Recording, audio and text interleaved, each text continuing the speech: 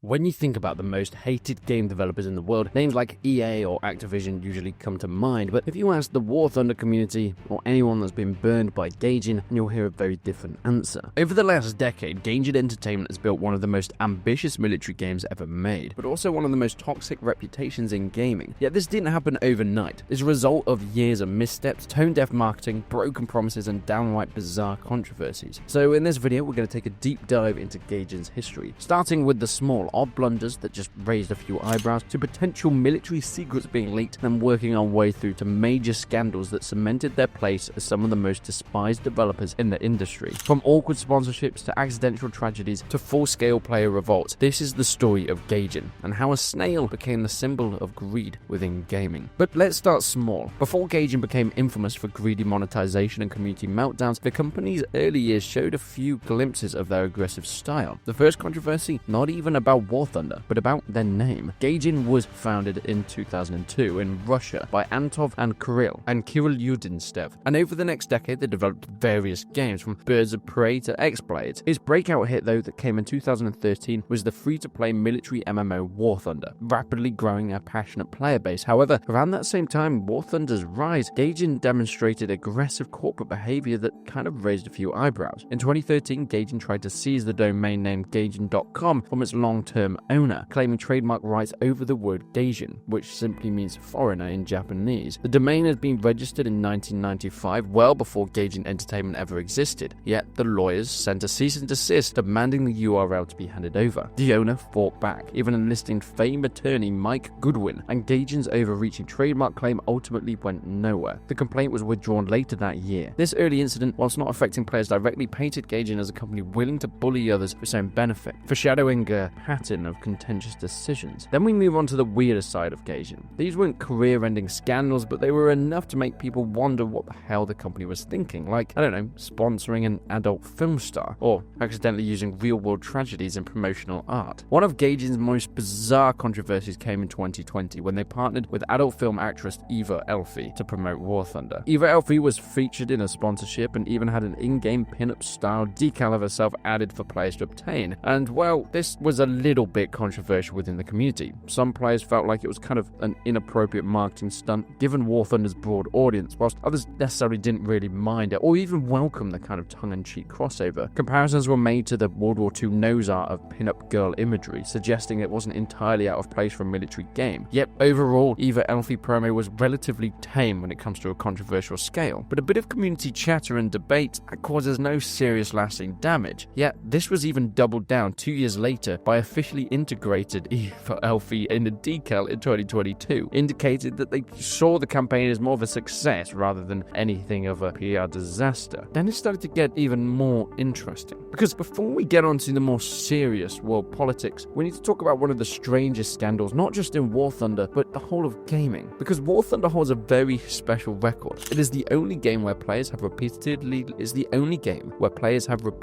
leaked classified military documents just to win arguments. It started in 2024 when a user posted sections of the Challenger 2 tank's classified manual to prove Gaijin had modeled the armor wrong. Gaijin, of course, deleted the thread immediately and issued a warning. Then it happened again, this time with the French Lyric MBT, and again with the Chinese tank manual. Over the next 2 years, players kept leaking at least 5 separate classified documents on official forums, each time Gaijin begging the community, stop leaking military secrets or not use them to balance the game. I mean, why is this so bad? Well, it should probably be obvious, but of course, Gaijin don't have the exact details of every piece of military weaponry and armor in the world, because those are things that are kept very secret. If an enemy nation or a potential enemy nation knows the exact armor thickness of one of your most ideal classified tanks, well, they'll know exactly the way to get around it. And this is why these things are kept so secret. So people leaking them just to "I told you so" to a game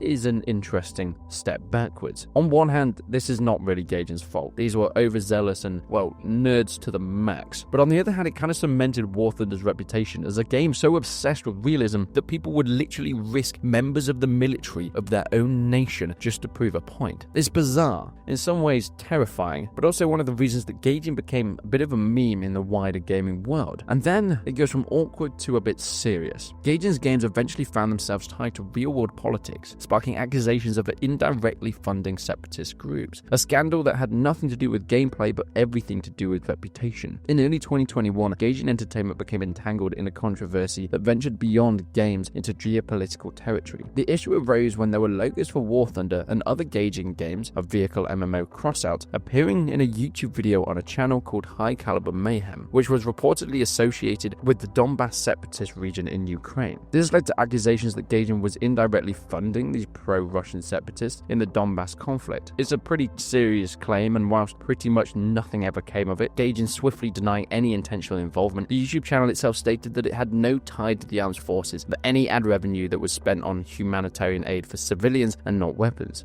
Gaijin official statement emphasized, "We do not provide political support to anyone anywhere. We know nothing about politics and prefer to stay out of it." If I'm going to be honest, I kind of believe them. They explained that their advertising agency had placed a War Thunder ad in a video unknown to Gaijin. It was removed once the connection was realized. In short, Gaijin pleaded ignorance and distanced themselves from, well, this pretty big error. But now we enter the phase where Gaijin's reputation really started to sour. Forget awkward ads, this is where War Thunder players begin to kind of start to feel exploited. Starting with one of the strangest controversies in gaming history, the so-called premium time debt. By late 2021 and 2022, War Thunder's community had already been voicing complaints about monetization, but Gaijin's handling of a New Year's promotion pushed many players from irritation to outrage. This episode is now infamous with the premium time debt fiasco. It began when Gaijin ran a promo around 2022 in the new year, offering 7 days of premium account time and some bonus vehicles for new players who signed up. Yet due to a mistake, this offer could be claimed by existing players as well, who happily redeemed these freebies. Once Gaijin realized the error, they decided to roll back the 7-day premium time from players who weren't supposed to get it. Revoking an accidentally given perk could have been tolerated, but Gaijin went further in the worst way. After removing the gifted week of premium, they actually put affected players into a negative premium balance, effectively making them owe Gaijin 1 day of premium time. In other words, if a player had, let's say, 3 days of premium time remaining that they'd used on that promo, Gaijin's rollback left their account showing minus 4 days of premium. To get back to having premium time, those players now had to buy out of this bizarre debt. This was understandably met with a lot of shock. Gaijin making a mistake and their loyal partners being held responsible. What is wrong with you? People literally in debt to premiums that they bought, or at least they thought they'd had a free trial of. The backlash was pretty immediate. War Thunder subreddits and Steam discussions blew up with accusations that Gaijin is a greedy scamming company. The players couldn't believe a game's developer would literally charge them for time that was given as a gift. Community outrage grew to the point that some players discussed legal action, arguing this practice was essentially fraudulent. Realizing the PR disaster, though, Gaijin reversed their course. Amid the insane backlash, they removed the premium debt from players whose accounts shortly afterwards were showing it. In essence, Gaijin had to publicly eat crow.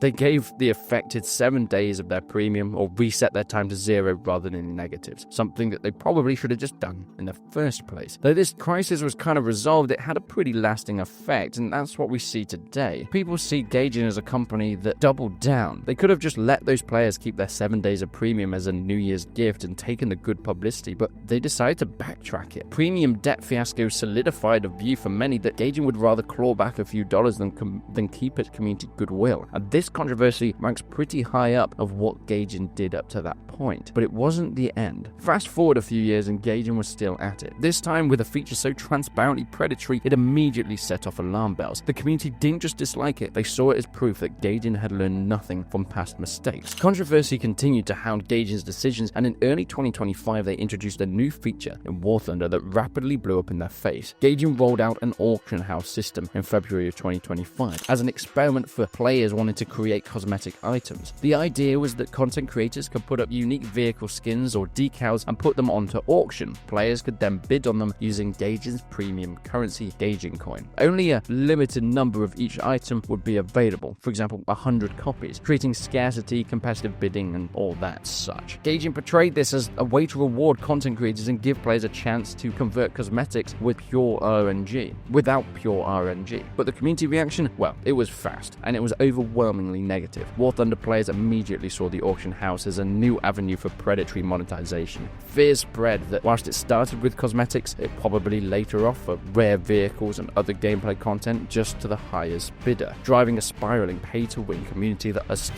people have already started to fear of. Within days of the auction, feature's announcement, War Thunder's Steam page was flooded with negative reviews, forum threads condemning the move, and then on February 3rd, the day after unveiling, over 170 Steam reviews just appeared, followed by another 250 the next day. Long-time players lambasting Gaijin's greed, and one Steam reviewer saying that the auction was predatory and one of the most greedy decisions that Gaijin has ever made. Another player pointing out that War Thunder has had broken gameplay and missing features for years, yet instead of fixing them, they're focusing on new ways to squeeze money out of their fans. Of course, this was pretty rough. Gaijin's response to the auction outrage was somewhat muted. They initially defended the system just as a test for cosmetics and emphasized that content creators would get a revenue cut, but players didn't care, or at least they weren't reassured. The uproar of the auction house closely followed by a massive economy revolt in 2023, which is, well, where things started to get pretty dicey. Finally, the worst of the worst. The moment Gaijin's community completely turned on them. A full-blown economy meltdown that sparked a player union, review bomb campaign, and one of the loudest backlashes in free-to-play history. Now we arrive at Gaijin's largest and most damaging controversy to date, the War Thunder economy revolt. This incident encompassed a cascade of player frustrations that had been building for years, finally erupting into full-blown mutiny against the business model. In May of 2023, Gaijin implemented a set of sweeping economic changes in War Thunder that many players felt were breaking the game. This was already a grindy title, and this was too much. It adjusted many of the game's costs and rewards. It increased the research points and in-game currency required to unlock